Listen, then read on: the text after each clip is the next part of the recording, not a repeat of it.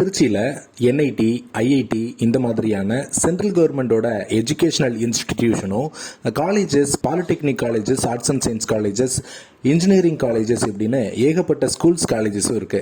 அதனால தமிழ்நாட்டில் திருச்சியை எஜுகேஷனல் ஹப்னு கூட சொல்றாங்க. இப்படி திருச்சி சிட்டியில் ஹார்ட் ஆஃப் த சிட்டியா இருக்கிறது ஜங்ஷன் பஸ் ஸ்டாண்டுங்க. ஜங்ஷன் பஸ் ஸ்டாண்ட்ல இருந்து ரயில்வே ஸ்டேஷன் போற அந்த இடம் அப்படின்றது காலையிலையும் சாயங்காலமும் ரொம்ப டிராஃபிக்கா இருக்குங்க. என்ன காரணம் அப்படின்னா பக்கத்திலேயே ஸ்கூல்ஸ் எல்லாம் இருக்கிறதுனால காலையிலையும் சாயங்காலமும் ஸ்கூல் ஸ்டூடெண்ட்ஸ் எல்லாம் ஸ்கூல்ல விடுறதுக்காகவும் ஸ்கூல்ல இருந்து திரும்ப வீட்டுக்கு கூட்டிட்டு போறதுக்காகவும் பேரண்ட்ஸ் வருவாங்க. அது மட்டும் இல்லாம இந்த பக்கம் சத்திரம் பஸ் ஸ்டாண்ட், அந்த பக்கம் எடமலைப்பட்டி புதூர் இப்படின்னு சொல்லி எப்பவுமே போறதுக்கு பைக்ல தொடங்கி காரு, பஸ்ன்னு சொல்லி எப்பயும் டிராபிக் அதிகமா இருக்கும். இந்த இடத்துல பல வருஷமா சிக்னல் அப்படின்றது ஒர்க் ஆகாம இருக்கு.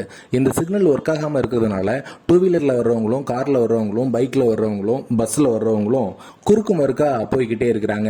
இதனால டிராபிக் அதிகமாகிறதோட சில நேரத்தில் எதிர்பாராத விதமா விபத்துகளும் ஏற்படுது. கூடவே நம்ம திருச்சி ரயில்வே ஸ்டேஷன்ல இருந்து ஜங்ஷன் பஸ் ஸ்டாண்ட் வர்றதுக்கும், ஜங்ஷன் பஸ் ஸ்டாண்ட்ல இருந்து ரயில்வே ஸ்டேஷன் போறதுக்கும் இந்த ஜங்ஷன்ல இருக்கிற ரவுண்டானாவை கிராஸ் பண்ணி தான் போக வேண்டியிருக்கு. இப்படி கிராஸ் பண்ணி போறவங்களும் கூட நின்று நிதானிச்சு பக்குவமா தான் போகணும். இல்லாட்டி திடீர்னு அந்த வழியா வர்ற பஸ், கார் எல்லாம் கூட அவங்களை ஆக்சிடென்ட் பண்ணி விடுறாங்க.